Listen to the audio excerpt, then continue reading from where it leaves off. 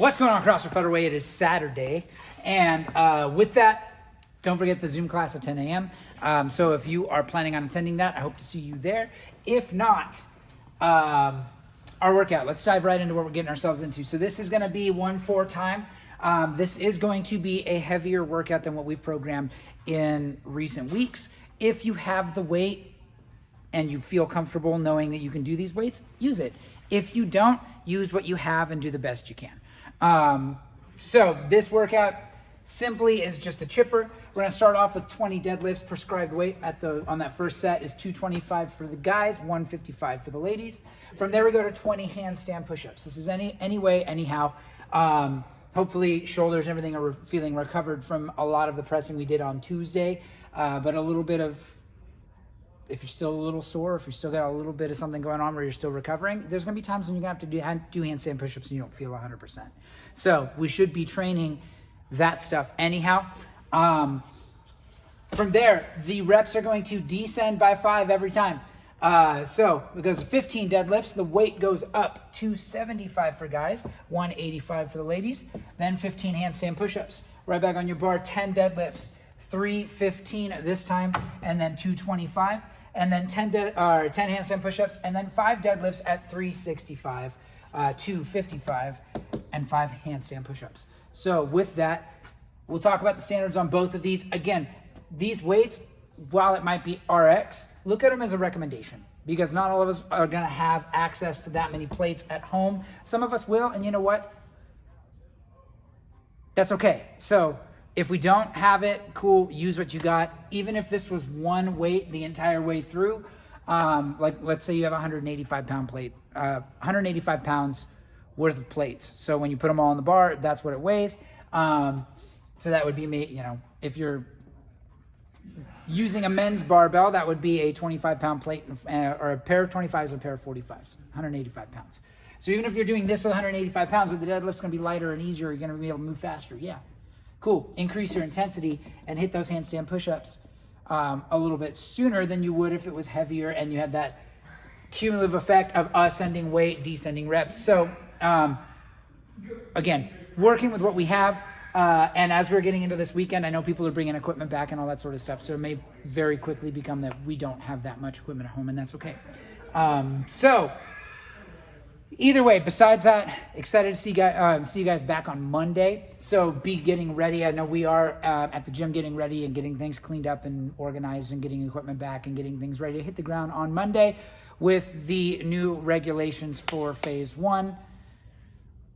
The second round of phase 1, I guess, phase 1. Second round, phase 1. Yeah, cool, got it. Anyway, with that, let's go talk about our standards for our deadlifts and our handstand push-ups.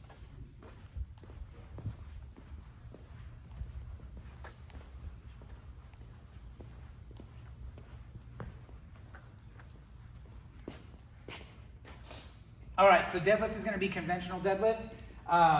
As I approach the bar, feet are gonna be hip width distance apart.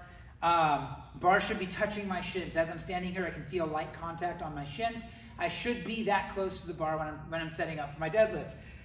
Grip is gonna be, for me, where I find that it's most comfortable is about a thumb's distance outside of where that knurling starts on the bar. So right where the bar gets those rough bits, I'm gonna grab there and then go ahead and grab on tight for my deadlift. Now, as I'm getting set, I'm gonna think about creating as much tension in my body as I can before that bar comes off the ground. So I'm pulling my shoulders back, my chest is nice and tall, back should be nice and neutral, and I can feel that tension in my hamstrings. So it should be that my hips are higher than my knees. If I bring my hips too low, all of a sudden you get a really quad dominant movement where your primary movers on the deadlift is gonna be your hamstrings, your posterior chain. So making sure that we're feeling tension in the areas that we want to before that bar even comes off the ground. So again, creating tension, and then just standing up tall with the bar. I know that I'm all the way up when I'm standing up nice and tall, shoulders behind the bar, and I can squeeze my glutes. So regardless of weight on the bar, same sort of thing for every single time we come back to the deadlift. Make sure you're bracing, make sure you're belly breathing. So when you breathe, that diaphragmatic breath where you fill your belly with air and then brace is gonna help encourage more of what we call intra-abdominal pressure to maintain a neutral spine as you're loading it, especially as things get heavier and you get more tired. So keep that in mind. A great way to see it, am I doing my best with my diaphragmatic breathing, is to put one hand on your belly, one hand on your chest. When you take a deep breath, if this hand moves, that means I'm chest breathing. That is not what you want when you're going for midline stabilization. So what I want is, when I breathe in, that this hand moves. I fill my belly with air. I then brace and squeeze my core as tight as I can. You will notice a difference if you're just standing there at home.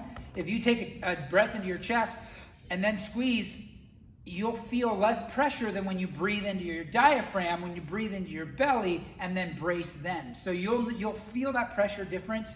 That's a really easy indicator of if you're bracing properly for that load before it comes off the ground. So keep that in mind. Diaphragmatic breathing, super important, especially as we get to heavier bars under duress. Now for the handstand push-ups.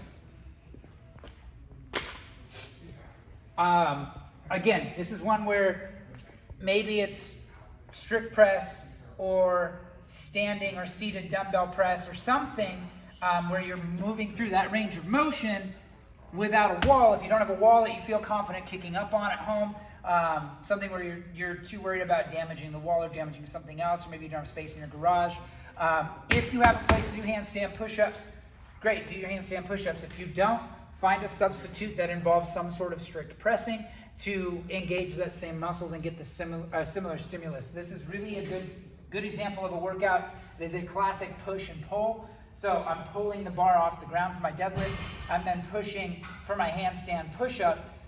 You could even substitute regular push-ups or something else like that. Does that dramatically lower the skill and possibly make the workout that much faster? Yes. This shouldn't be, in my opinion, it shouldn't be a super, super long workout. I'm kind of thinking if you're proficient at both these movements and those weights are something that's approachable for you, this is maybe 10 minutes or less. Now, there's always going to be outliers. There'll be some people that take a little longer, some people that are super fast. It just depends. The key of this in this workout is trying to maintain that intensity. So whatever you're doing, prioritize intensity over load.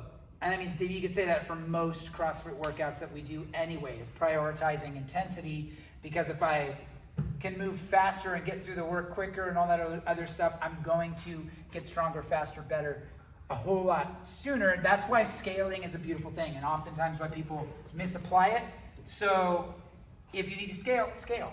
But yeah, anyway, for the handstand push-up, when we're actually doing the handstand push-up itself, I'm going to kick up onto the wall. And then from here, I'm coming all the way down until my head touches the ground, and a big old kip all the way up until my head is back through my arms. Notice the only thing touching the wall is my heels. So I should be in a similar position here as if I just finished that overhead press.